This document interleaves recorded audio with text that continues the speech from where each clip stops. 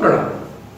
सत्य सनातन की जय। ईश्वर की असीम अनुकंपा से, गुरु महाराज के असीम अनुकंपा से हम सभी लोगों को भगवत चर्चा करने का परम सौभाग्य प्राप्त हो रहा है। गुरु के द्वारा जो हम सभी लोगों को ज्ञान मिलता है, जो अंधकार से प्रकाश की तरफ ले जाते हैं, जिससे हम सभी लोगों को धर्म ग्रंथों को समझने का, हमारा धर्म क्या है वो समझने का शुभ अवसर मिलता है। इसमें आज हम सभी लोग लंका कांड में प्रवेश कर रहे हैं और लंका कांड में हम सभी देखेंगे कि अब किस प्रकार से समुद्र पे सेतु बनता है, क्या घटनाक्रम हम लोग सामने आते हैं, उसको हम लोग उसका रसोत्सर्जन करते हैं। कथा इस प्रकार से आगे बढ़ती है कि समुद्र का वचन सुनकर समुद्र ये कहता है कि प्रभु आप चाहें तो, चूंकि हम सभी लोग आपके ही द्वारा रचित हैं, आप ब्रह्मांड के स्वामी हैं, आप चाहें तो हमको एक बाढ़ से सुखा सकते हैं, लेकिन इसमें आपकी ही मर्यादा भंग होगी।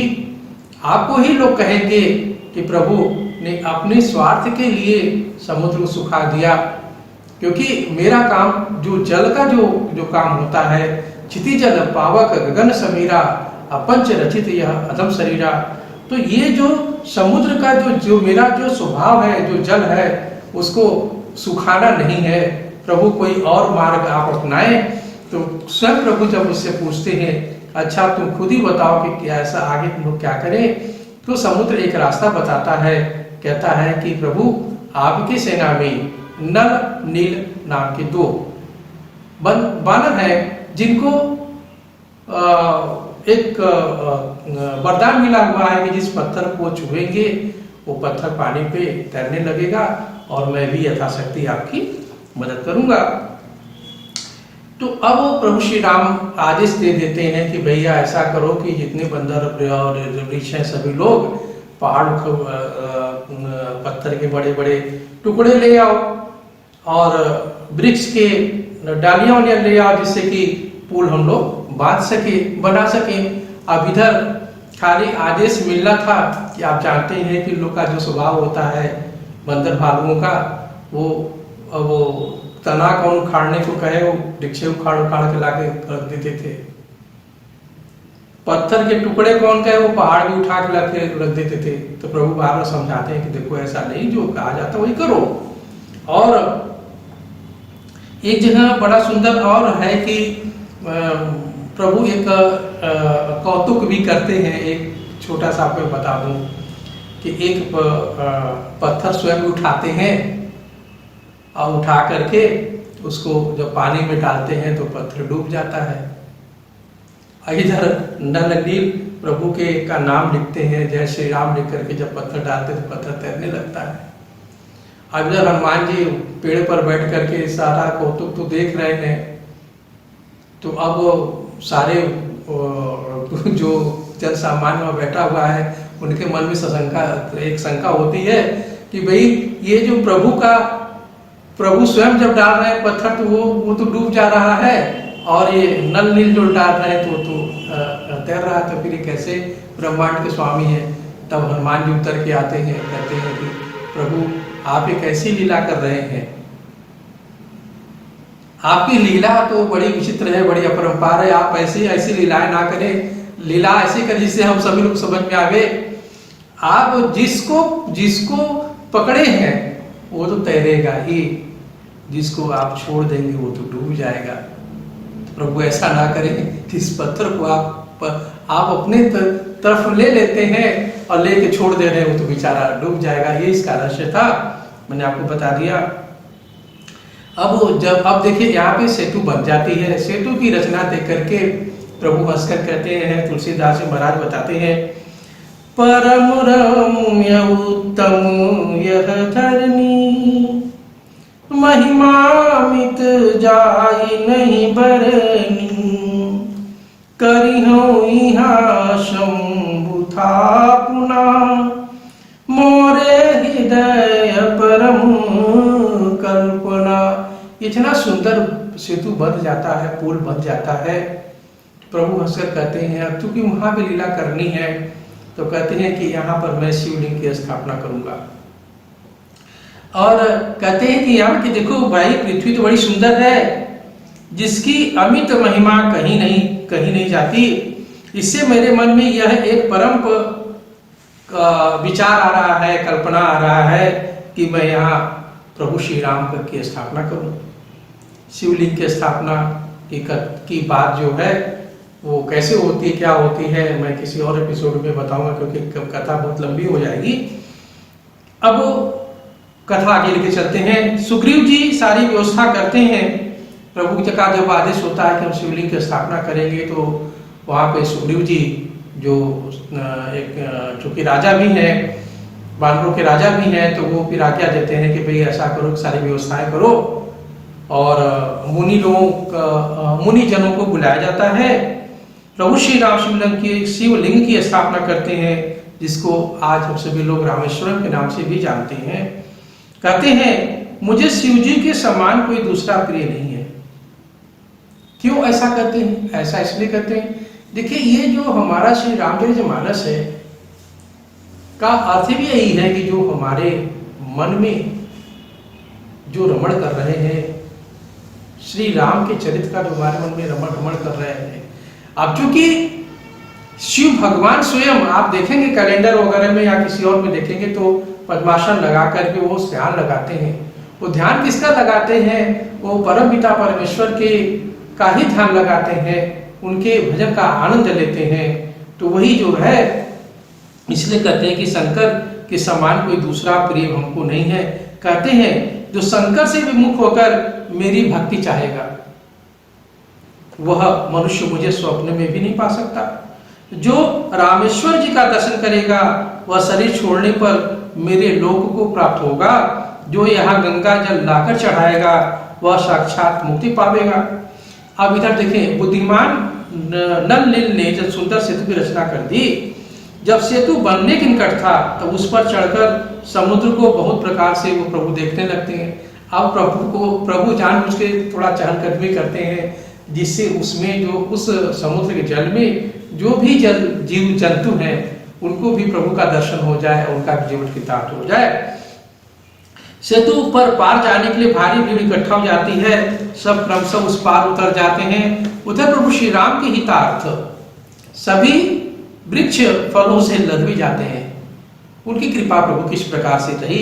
सारे बंदर फल खाते व पत्थर उठाकर लंका में फेंकते हैं जैसा चोरबाजी बंदर बालू करते हैं। रास्ते में कोई राक्षस मिल जाते थे तो उसके नाक काट लेते थे, और जब वो चिल्लाने लगते थे तो लेते थे, और तो वो जानते थे कि प्रभु राम जब दुआई देंगे तो सब छोड़ देंगे बंदर हमको। तो वो फिर कसम दिलाते थे कि खबरदार हमको तुम्हारे प्रभु की कसम है, हमको छूना नहीं, तो बंदर को छोड़ देते थे, नहीं तो वो जान से मार भी देते थे। इधर राक्षस जिनका बंदरों ने बुरा हाल कर दिया था वे सभी जाते हैं और रावण को हाल चाल बताते हैं कि राक्षस रावण देखो प्रभु राम ने ऐसा ऐसा पुल बांध दिया है।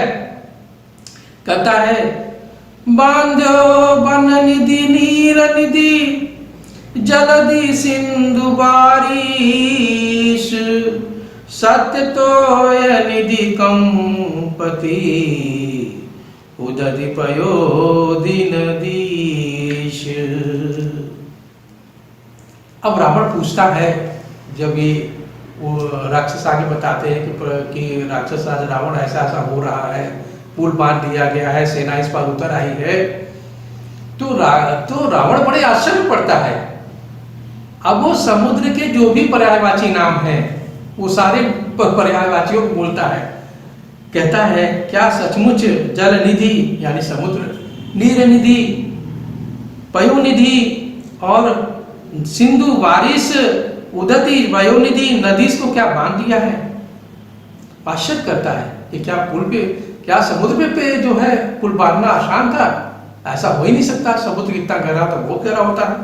अब इधर मंदोदरी को जो समाचार मिलता है तो आप जानते हैं कि भारतीय नारियां अपने पति को ही देवता मानती हैं और वो बहुत चिंतित हो जाती है। वो रावण से के पास जाती है और जब ये जानते हैं कि प्रभु श्री राम ने समुद्र पर सेतु बांध दिया है, तो घबराकर रावण का हाथ पकड़ करके अंतःपुर माने कि जहाँ अपना उन लोग का कमरा होता है वहां लेके जाती है और उसके चरण पकड़ कर रोने लगती है। कहती है कि देखिए महाराज, जिन्होंने मधुकैटभ महाबली दिति के पुत्रों का संहार किया, राजा बलि को बाध सहस्त्रबाहु को मारा, वही पृथ्वी का भार हरण करता अवतार लिए हुए हैं, इसमें शंका ना करो।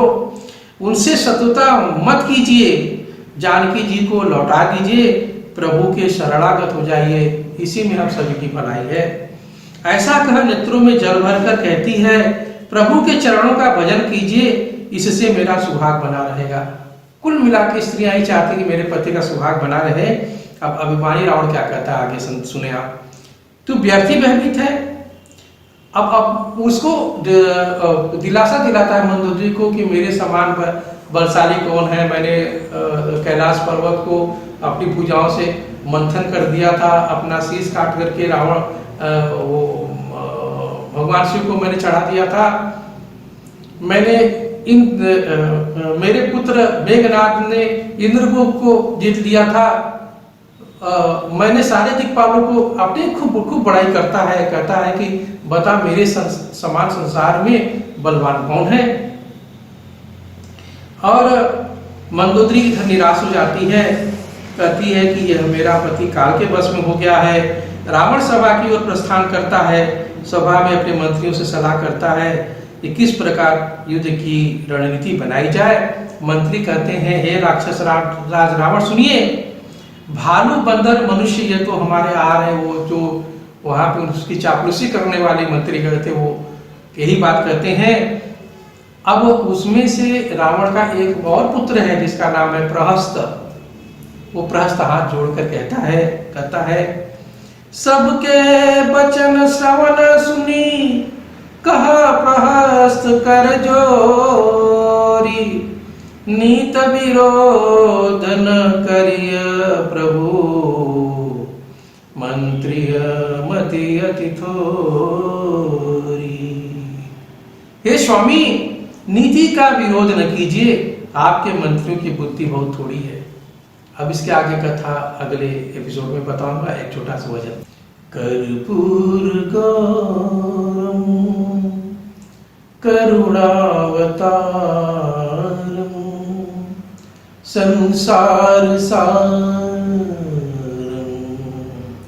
भुजगेन्द्रहारम, सदा वसन्तं हृदयारविन्दे, सदा वसन्तं हृदयारविन्दे, भवन भवामि सहितं नमामि। जय श्री राम।